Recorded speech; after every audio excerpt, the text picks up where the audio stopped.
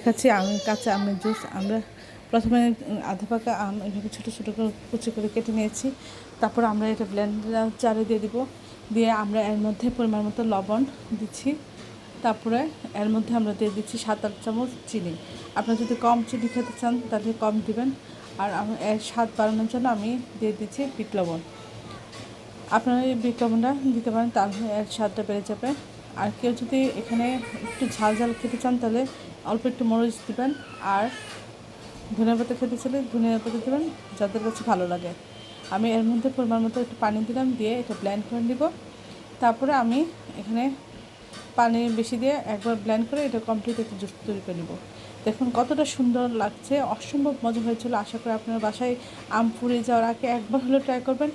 ছোটো বড়ো সবাই খুব পছন্দ করবে আর খেতে অসাধারণ লাগে।